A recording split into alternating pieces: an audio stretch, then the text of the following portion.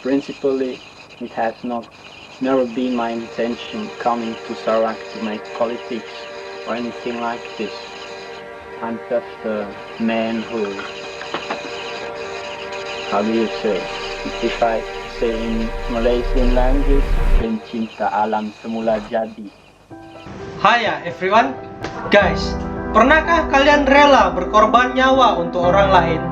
Pria yang satu ini sangat berjasa kepada suku yang ada di Provinsi Sarawak, Malaysia. Ini adalah Bruno Manser, nama yang mungkin jarang terdengar oleh kalian semua. Tetapi dia adalah orang yang paling dikenali di Kepulauan Borneo.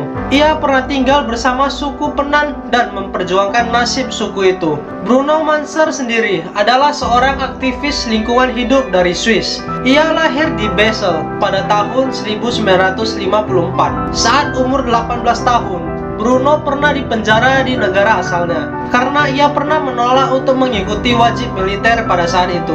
Di usianya yang masih remaja ini, Bruno mempunyai hobi petualang mendaki setiap gunung. Sampai di usia dewasanya yang berumur 30 tahun, dia pergi ke Terengganu, Malaysia untuk melakukan beberapa ekspedisi aktivis di sana. Selama beberapa tahun tinggal di sana, tepatnya di tahun 1984, dia mendengar suatu suku yang masih nomaden, yaitu suku Penan. Dia memulai tertarik pada suku ini. Suku Penan sendiri letaknya jauh dari tempat ia berada sekarang. Suku Penan ini terdapat di pedalaman hutan Borneo, di Sarawak, Malaysia. Dengan bermodalkan pengalaman pendakian, dia mulai berangkat langsung ke sana untuk berjumpa dengan suku di sana dan ingin mengetahui kehidupan mereka secara lebih dalam untuk keperluan ekspedisinya. Di tahun yang sama, dia akhirnya sampai di Kepulauan Borneo. Bruno memulai ekspedisinya untuk mencari suku tersebut sendirian selama beberapa hari di hutan. Sampai di suatu hari, dia menemukan suku Penan yang berada di dekat Long Sheridan Sungai Limbang. Awalnya kedatangan dia tidak disukai oleh orang-orang di suku itu. Selama berminggu-minggu tinggal di suku Penan, akhirnya orang-orang mulai menerima kehadiran Bruno. Kehidupan Bruno di sana tidaklah mudah. Orang-orang Penan hidup bergantung dari hasil hutan dan berburu. Kehidupan di sana sangat primitif, sehingga ia perlu banyak belajar dengan orang di sana. Apalagi Bruno sama sekali tidak memahami bahasa di sana, dan orang-orang di sana juga sebaliknya. Namun semakin lama Bruno tinggal di sana, ia mulai sedikit memahami bahasa mereka. Bruno sangat disukai oleh mereka karena ia memiliki kehidupan pribadi yang baik dan suka menolong orang-orang di sana. Sampai ia dijuluki Laki Penan, nama yang diberikan oleh kepala suku di sana yang bernama Along Sega. Selama tinggal di sana, Bruno Manser juga menuliskan sebuah buku tentang keseharian dia selama bersama orang Penan.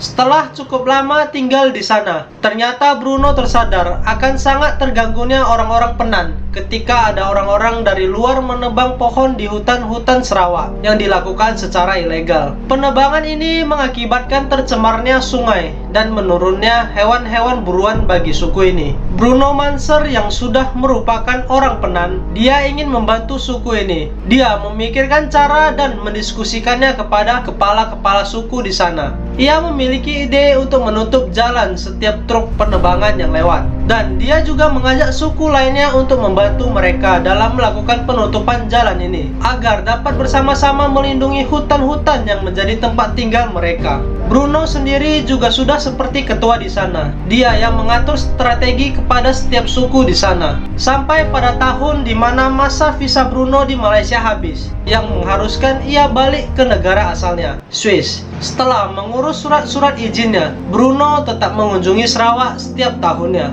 Selama di tempat asalnya, tepatnya di tahun 1991, Bruno Manser mendirikan suatu foundation di negara asalnya yang ditujukan untuk menggalang dana membantu suku-suku di Sarawak dan melindungi hutan di sana.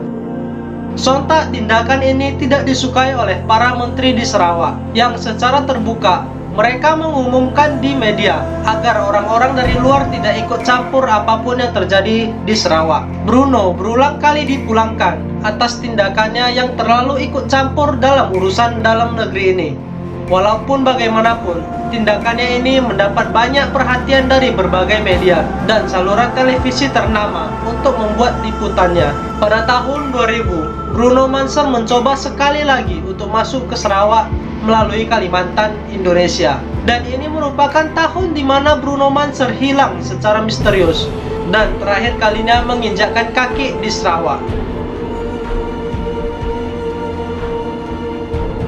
Pada tahun 2000, Bruno mulai memasuki hutan, ditemani pria yang salah satu suku Penan untuk menemaninya dari Kalimantan ke Sarawak.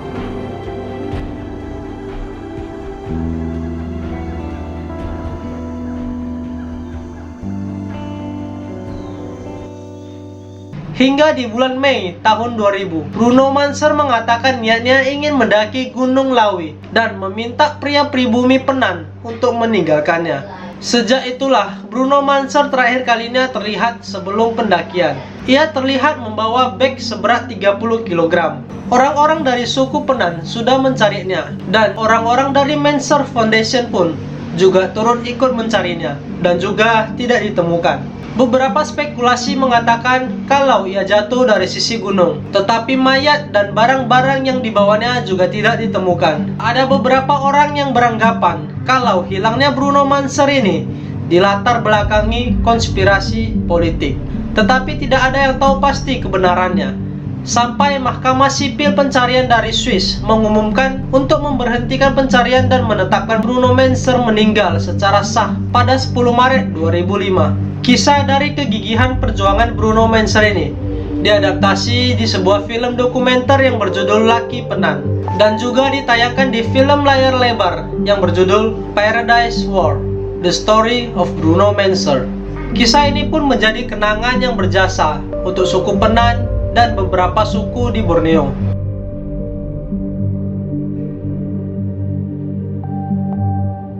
Jangan pernah bosan untuk menjadi orang yang baik. Gua Funky Su, see you in the next video. Bye.